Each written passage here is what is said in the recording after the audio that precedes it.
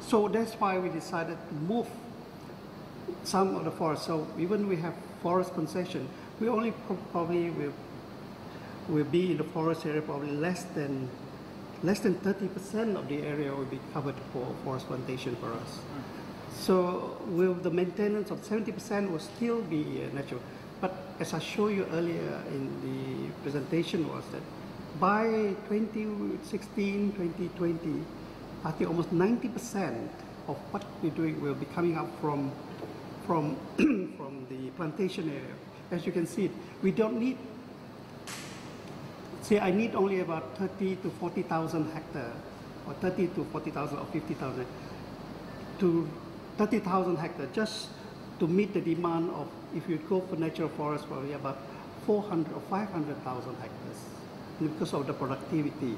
So we will then in the future will reduce totally our involvement probably in the dependence on the native forest.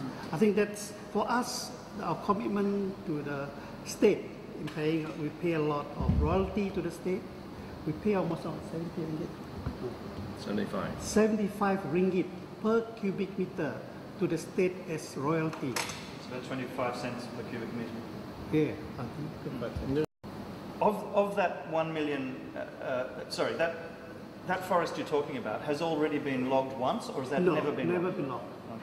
So those are totally protected. It's mostly the orangutan sanctuary area, a few other national park areas. So, mostly national parks. So your critics that say that that basically the primary forest in Sarawak has been obliterated, where are they getting their figures from? At the end of the day, there's a lot of it's quite a lot of area is under logging, under different intensity of logging. There are a lot of forest rules, forest way of doing things. I think the best is now they can just, now there's no issue. People can go into from the sky and just look down and see how much forest cover there is in Sarawak. And from the digital survey, digital impacting, the most people say they said the forest cover is between 80% to 70% still Sarawak. But that's counting palm oil plantations? No. If you count palm oil, you're looking into about 85 to 90% of the area. Palm oil covers in Sarawak only 9% of the total area. It's about 1 million hectares, so 9% of the total area is under palm oil. Again, compared to Holland, I keep saying that Holland is 60% of Holland is under agriculture area. You know, Australia is probably about 40% of Australia under different form of agriculture. 40% to 50% of Australia either in the sparse area management or other form of agriculture. There are many kinds of agriculture. Pasture to animal, cows for cattle breeding and all kind of things. So there's a lot. So Sarawak, at the end of the day, for agriculture development in Sarawak, it's only about less than 25% of the whole area of Sarawak is under agriculture. Still, a lot of the area is still forest and forest area. So I think it's not fair to do that, and that just pick up. To me, they just pick up and throw it in, and. To us, it's moving target. Every time we do this thing, let's move this way. And then at the end of the day, we just do what we can for the best benefit of our people. Basically, what we do is what best can we do for our people to improve the future of them. Because at the end of the day, we have a lot of kids coming up from university, coming up from all the high institutions. We provide jobs for them. That's the key part of it. We provide jobs in all areas, all fields, from the timber industry right to from the upstream right to the downstream, and then from the oil palm upstream right to downstream. We're providing jobs, different, as I said, the government get money from payroll tax, from tax from the cars, tax from this. There's so many things that actually, when we did calculation for oil palm alone, the government benefit almost 42% of whatever revenue from it goes to government related tax, or what you call it, tax or some form of Levies. levies to the government.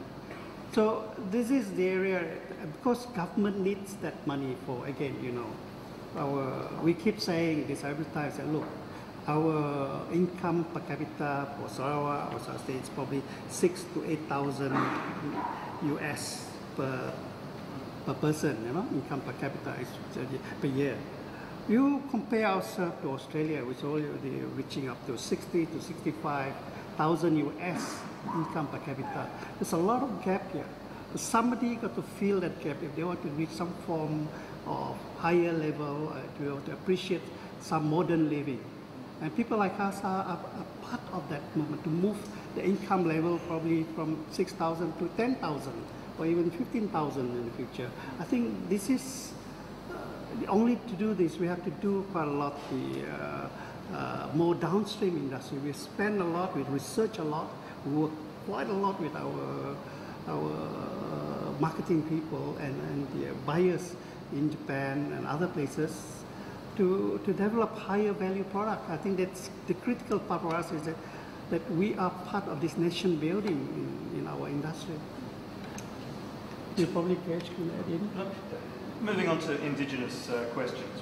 What is your understanding of NCR, of native customary rights? What is your company's understanding of that? You want to answer this? I think under this NCR law, any land cultivated before 1958, and the people still living there and cultivating the land, and those land considered NCR by law. What about this concept that hunting grounds, fishing grounds at half a day's walk from settlement is also included in the NCR land?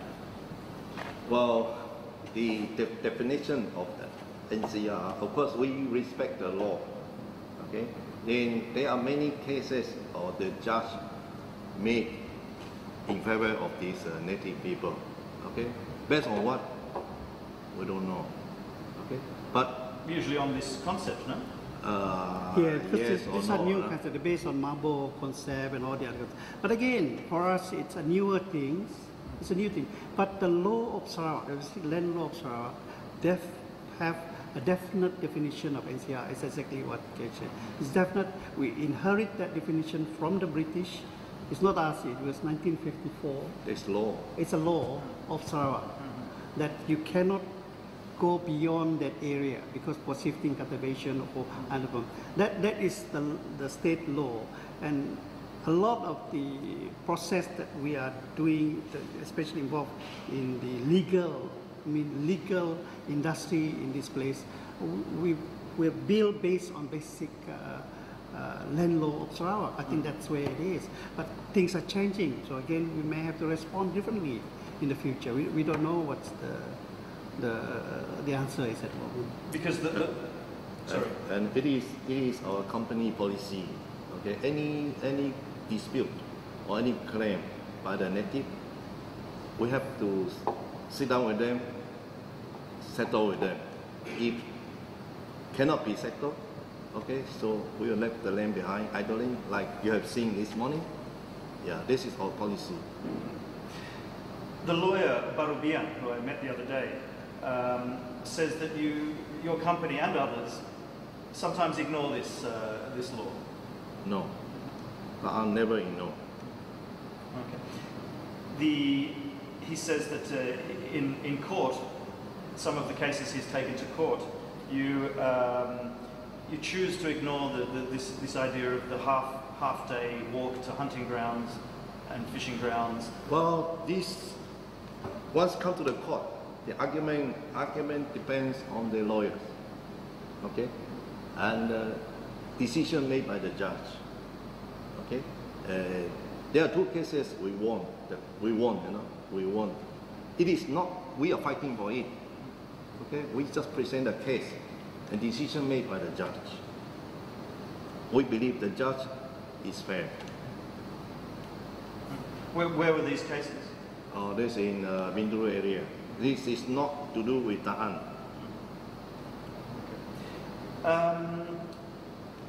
Why is it that since I've been here, I've heard over and over again from Indigenous people that Ta'an and others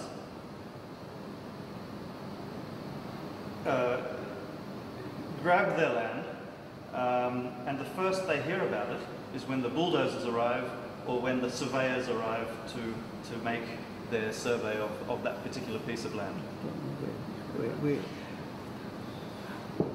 Well, I think it is very clear. You also mentioned that all these Indian natives, they feel that they always claim the land. Okay, like you say, hunting area or hunting ground or whatever. I think for a company to enter the area, like Ta'an, enter the area, Ta'an always have a basic, like, we have a lease, we have a land title. Land title means the land we lease from the government. We have the right of use of the land. Without the title, we won't be there. And we are not entitled to be there. And you know, our company is listed. We cannot do anything illegal. So is their problem more with the government for handing them a lease to that land? Yes. This And even though we have the lease, we have the right to use the land. If there is a claim, we still sit down with them and discuss with them and settle with them. And we have a lot of cases being negotiated and settled, and there is a plain white. But this issue of prior consent and consultation, as I said, kept coming up in my meetings in different Indigenous communities. That they say there is no discussion before the land is first planted out or logged or occupied by yours or other companies. You see, first of all, if we operate in a title land, yeah, we assume that we have the right. Okay, so there is no need prior consultation.